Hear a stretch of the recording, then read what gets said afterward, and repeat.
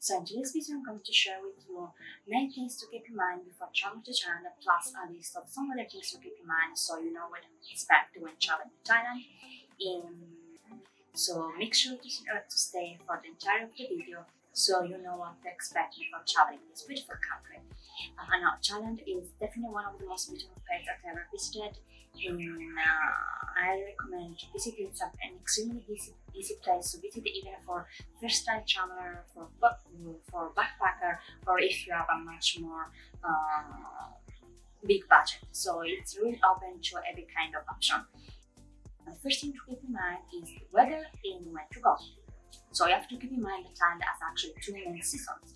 The first one, which is a rainy season that goes from May to September, and during this period, it's much less touristy, and the cost of accommodation is a lot much cheaper. I'm talking about 10 times cheaper.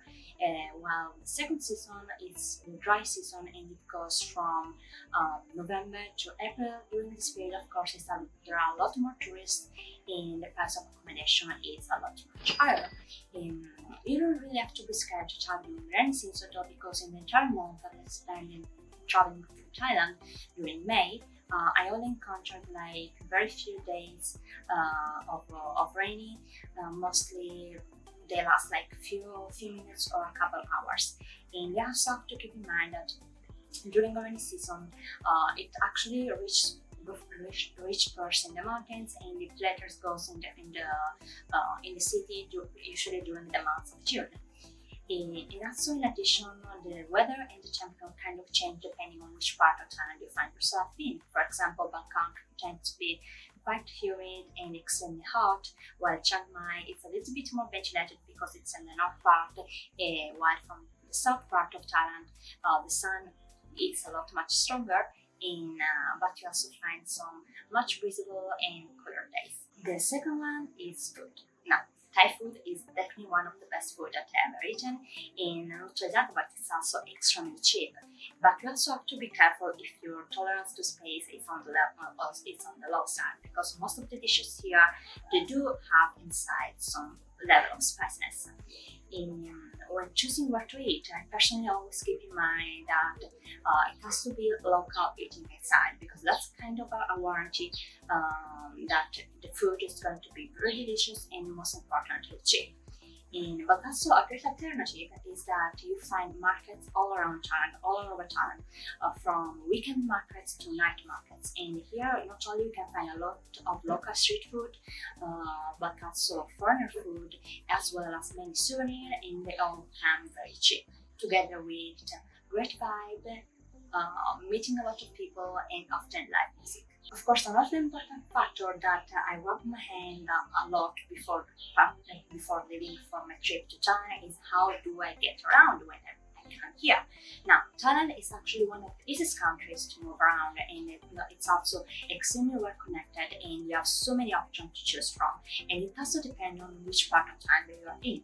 For example, in Bangkok, the best way to move around is definitely by using BTS, which is like a subway, and also the buses. The prices are extremely low. I'm talking about no more than 3 to 4 euros, and they take you pretty much anywhere and everywhere around the city. For the buses, the only thing that you have to do is hop on one of them, tell the ticket inspector your destination, and just pay the price according to that. The traffic in Bangkok is extremely crazy, especially during rush hour. Like, you can never come out from that. So I highly do not suggest to rent a scooter or a car if you don't want to get stuck into traffic. Instead, to move around Bangkok, an excellent alternative are actually the collective minivans. For Chiang Mai, the ancient city is actually perfectly walkable, and while to move around it and its surrounding, you can choose to use the Songtao. Songtao. I'm not sure how it's pronounced. I would put the name here. But anyway, they are like red trucks that they are open on the side, and you will find pretty much everywhere, but only here in Chiang Mai, and they are used as collective taxis. Now, the destination is usually written on the side of the truck, and to stop one of them, you just go on the road, stop one of them, tell them your destination, and agree on a price. Now, for me, the most challenging to move around is actually the island in the south part of Thailand, because it's really difficult to move here if you don't rent a scooter for yourself. The transportation here is extremely limited. There are almost no option and no bus, no subway, no buses, and even for Grab, it doesn't really reach everywhere. So, in addition to the scooter, there are some tuk-tuks or minivans, and just like in Chiang Mai, you just go on the street and you stop one of them. But generally speaking, a very cheap way and alternative to move all around Thailand is by using the Grab app. It's like the Asian version of Uber, and I use it everywhere during my trip to Vietnam and also here in Thailand. Well, if you're planning to move from one place of Thailand to the other place, the options are several and they are for all kind of budget, honestly.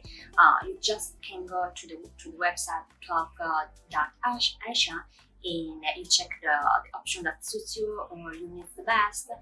Personally, I decided to move for long distance, like going from the north to the south by using the plane, because it's much more faster than getting a bus or a train, and it's actually not even that expensive. You can pay around going from a price from 20 to 40 to 100 euros if you are two people.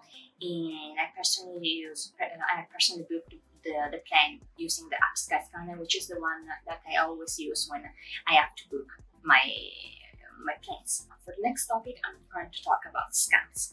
Obviously, any nation, any country has its own scams. In Thailand, it's not exempted by that. It's not exempted from that either. Now, personally, the only scam that I do encounter, and it's a very common one as well, it was actually in Bangkok. And when, for example, go to visit a temple or the royal palace, you could be stopped by someone near the entrance of it, telling you that right now the place is closed because it's a national holiday or something like that, but it's actually not true at all. So don't trust them. They only do that because they want you to bring along some crazy tour by going all over around. It's expensive as well, with the pretext that in the meantime you can just go take that tour while the place is opening up.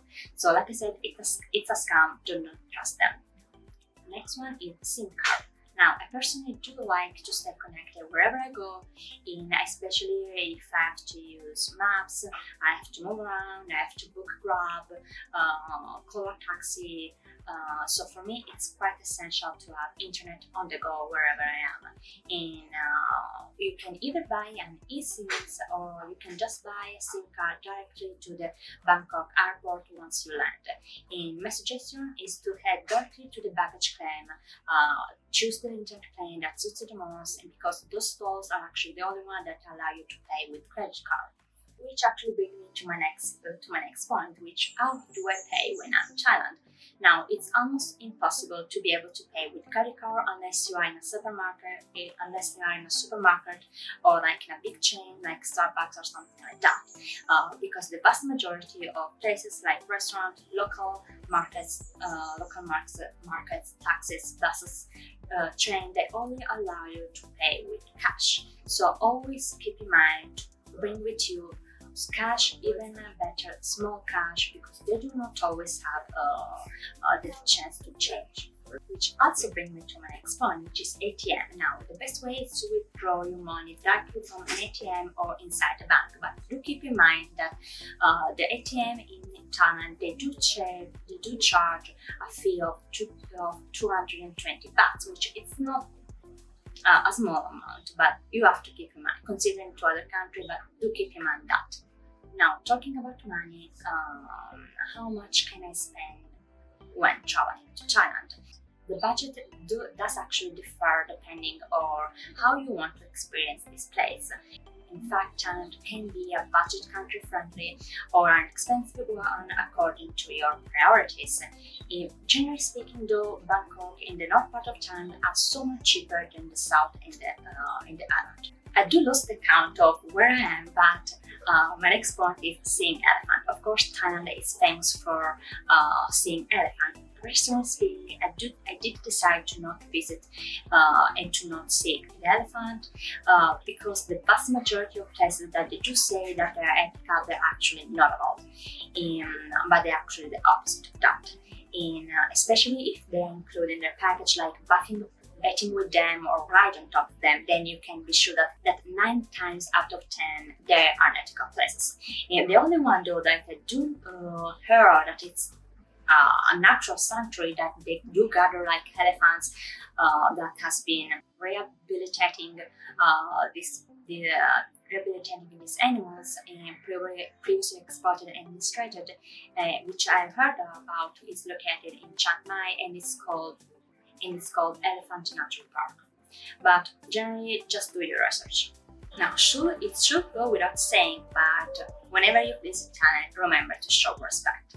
Now, Thailand is a predominant Buddhist country, and so always try and show respect wherever you are and with anyone.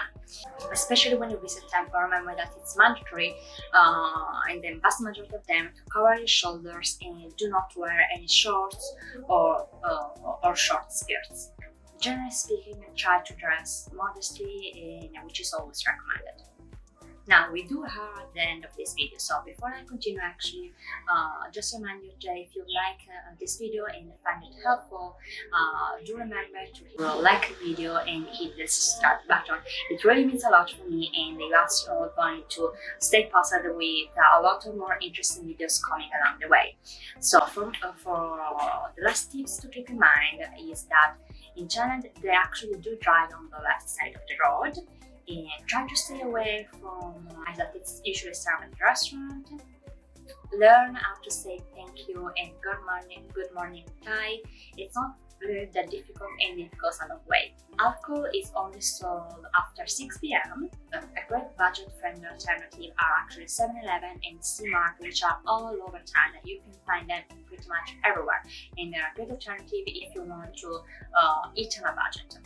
Before departing and visiting Thailand, it's actually really advisable to subscribe a travel insurance, because you can never know what can happen to you, especially if you are going to stay for a long way.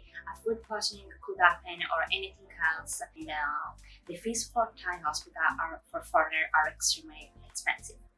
And one last thing to keep in mind: do not be too surprised or shocked like I was at the very beginning when I came here by the kindness and respect that almost everyone will show you. And yes, people are really that nice here.